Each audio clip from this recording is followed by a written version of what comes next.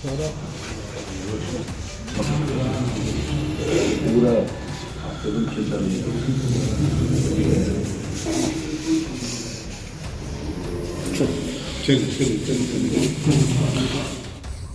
हर तरह से अच्छी इलाज की व्यवस्था हो,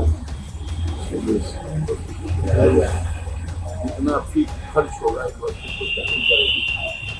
गरीब लोग हैं, वहाँ के स्टाफ का कोई दिक्कत नहीं होगी। और रामकृपाल यादव को जानने वाले लोग इस बात को मानते हैं कि रामकृपाल यादव विधायक, सांसद, मंत्री रहे न रहे, वो हमेशा 24/7 लोगों के लिए उपलब्ध होते हैं।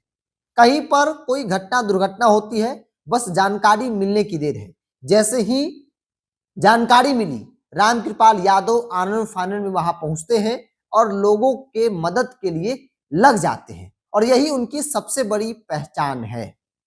एक तस्वीर देखिए, ये तस्वीर है पटना के एक निजी अस्पताल की, और इन तस्वीरों के जरिए हम समझ सकते हैं कि रामकृपाल यादव के लिए न सिर्फ क्षेत्र की जनता बहुत जरूरी है, उनकी सेवा जरूरी है, बल्कि जिस विभाग के वो मंत्री है, उस विभाग का एक छोटा से छोटा कर्मचारी भी उनके लिए उतना ही महत्वपूर्ण है, उनका देखरेख उतना ही महत्वपूर्ण है जितना कि क्षेत्र की जनता है।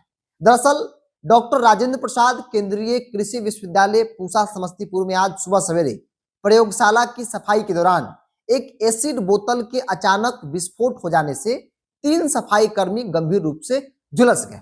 घटना की सूचना मिलते ही विभाग के मंत्री यानी कृषि मंत्री रामकृपाल यादव अपने तमाम कार्यक्रम को जो पूर्व से निर्धारित थे सबको स्थगित करके वो सबसे पहले उस अस्पताल में पहुंचे जहां पर 3 सफाई कर्मी जो है वो एडमिट किए गए हैं। अस्पताल में उन्होंने उपस्थित डॉक्टरों से विस्तार पूर्वक जानकारी प्राप्त की तथा घायलों के बेहतर और त्वरित इलाज के लिए सभी आवश्यक चीजों को उपलब्ध कैसे कराया जाए, कैसे बेहतर से बेहतर इलाज किया जाए, इसको लेकर उन्होंने वहां के डॉक्टरों को निर्देशित किया। मंत्री रामकृपाल यादव ने विश्वविद्यालय के कुलपति से भी बात की और उन्होंने निर्देश दिया कि वे घायल सफाई कर्मी और उनके परिवार को हर संभव सहायता और सहयोग सुनिश्चित करें। मुलाकात के बाद रामकृपाल यादव जब मीडिया से बात कर रहे थे उस दौरान उन्होंने कहा कि ये हमारे लोग हैं, विश्वविद्यालय की व्यवस्था को सुचारू रखने वाले कर्मचारी हैं, ऐसे किसी भी दुखद हादसे में सरकार उनके साथ है। घायलों की संपूर्ण उपचार और देखभाल में किसी प्रकार की कोई कमी नहीं आने दी जाएगी।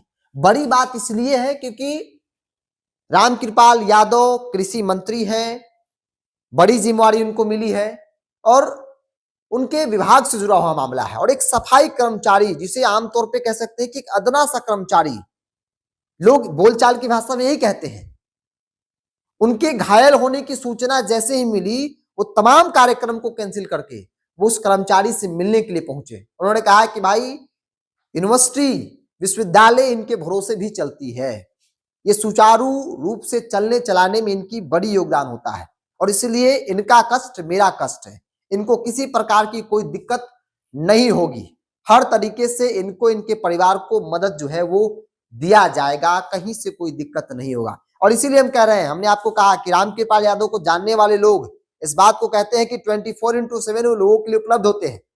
घटना दुर्घटना होती है, बस उनको जानकारी मिलने की देर है, आनन फानन में सबसे पहले वहां पहुंचते हैं और लोगों की मदद में, लोगों की सेवा में लग जाते हैं। और इसका एक उदाहरण इस वीडियो के जरिए आपको मिल गया होगा कि एक सफाई कर्मचारी के घायल होने की सूचना मिली, रामकृपाल यादव अपने तमाम कार्यक्रम को कैंसिल करके सबसे पहले उस कर्मचारी से मिलने के लिए पहुंचे और उनको भरोसा दिलाया कि हम आपके साथ हैं, आपको कहीं से कोई दिक्कत नहीं होगा।